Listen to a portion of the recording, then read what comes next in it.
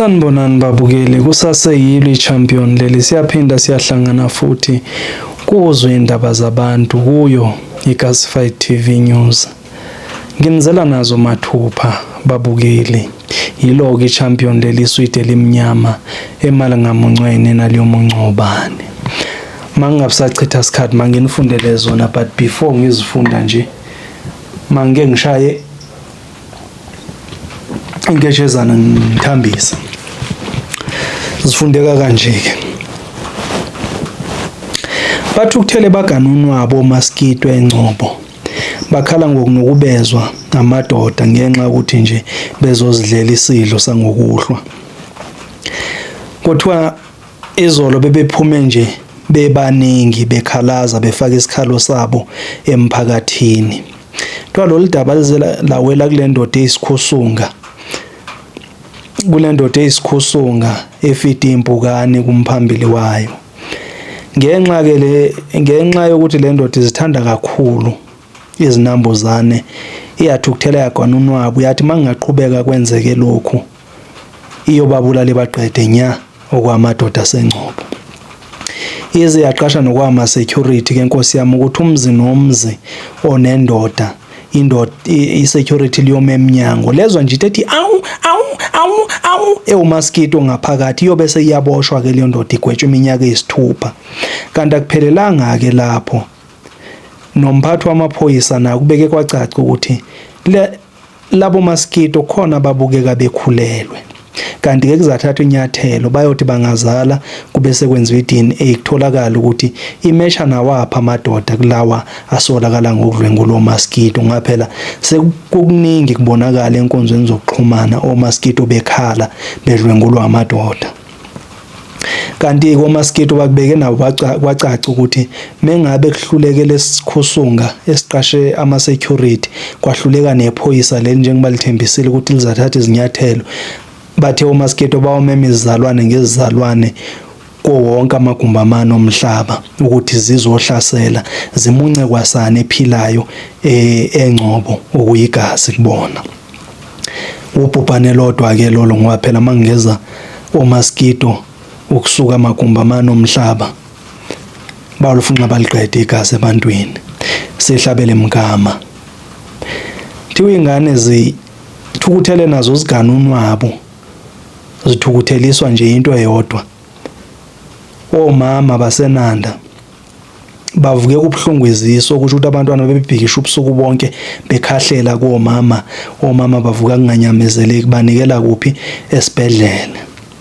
Udokotela ufike wabaxilonga wathola ukuthi ayikhona labantwana laba ngendlela ababalimaze ngayo nina, kusho ukuthi bakhalela into eyodwa. Wabesebuza ngabe kwenzakaleni, uxhumane noyedwa abantwana wabese kubeka kucaca kumntwana ukuthi ayikhona.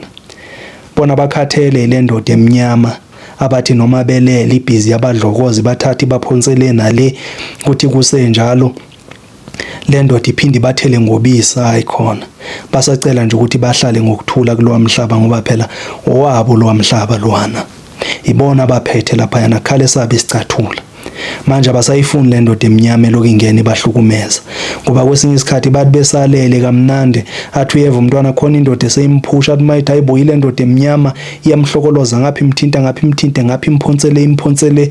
Hayi bakhala abantwana bathi ngeke bakhathele, omama mabanyamezele bangaloke bemema amadoda kulwa mhlaba wabo ngoba la madoda lawayi akabahlalisi kahle abantwana.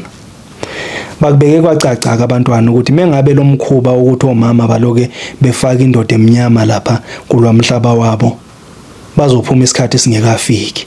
Lokho ke kusho ukuthi kuyoba ukuphuphuma kwezisu phecelezi ama-miscarriage. Bakubeke kwacaca ke futhi abantwana ukuthi mengabe omama bayaphinda bayenza lento ngeke bavene nje baphume bengenzanga lutho, kodwa bayoqale babakhahlele babaqede la ngaphakathi eziswini. Omama baphume bekhathele bewudaka bethembisa ukuthi hayi bazake bathukuma ke ngocansi kuze kushaye zona inyanga ezu9, kodwa labantwana mabesahlupha besake esiswini kanje kusho khona ukuthi phela noma sebevelile bazabaphatha, kodwa kakusenani ngoba phela ibona ababalethe emhlabeni. Sihlabele phambili. Kunesigebengu esizibiza ngomphathi wezigebengu jikelele esifonela iphoyisa nje kuseni kuvukwa namhlanje sabuza lesi sigebengu ukuthi kahle kahle amaphoyisa afunani ezigebengwini, kungani esukela izigebengu, kungani edubula izigebengu, yini afuna kuphele yini ubugebengu. Ubese buza ke lo mlisi ukuthi mengabe kuphela ubugebengu uyaqaphela yini umphathi wamaphoyisa ukuthi ukuphela kobugebengu kusho ukuthi ukuphela komsebenzi wabo, ngoba phela ayikho enye into abazabe besayilwa, ngoba phela umsebenzi wabo ukulwisana nobugebengu. Bese phendula umphathi kusho ukuthi hayi phela bona into abalwisana nawo ubugebengu. Yabe seyibuza ke lensizwa ukuthi ithini, ikhulume namadoda ayo lawa ewaphethe ukuthi abiye kubugebengu khona nawo bezaphelelwa umsebenzi bangasahola.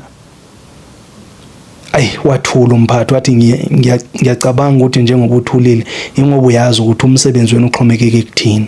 Cela nisiyeke ngokuthula ke senze umsebenzi wethu ngoba sihluphi nina. Sizithathela lento esifuna ukuyoyithatha sibe sesihlukane nani phansi. Nina ukuthi nisifunani kodwa mengabe niyaqhubeka niyenza lento eniyenzayo siza stop ubugebengu nivane niphelele umsebenzi. Usale bambe ngezantsi umphathi wamaphoyisa engazi ukuthi athini. Kunamanje usacabanga ukuthi uyobuyela athini kulesigebengu kodwa ngendlela ekubonakala ngayo ayikhona. Ngathi uzazidedela izigebengu zizidanasele ngoba phela vele umsebenzi wabo uxhomekeke kuzona izigebengu ukuthi zenze ubugebengu. Ziphela la ezanamhlanje indaba. Sizophinde futhi sihlangane ngokuzayo.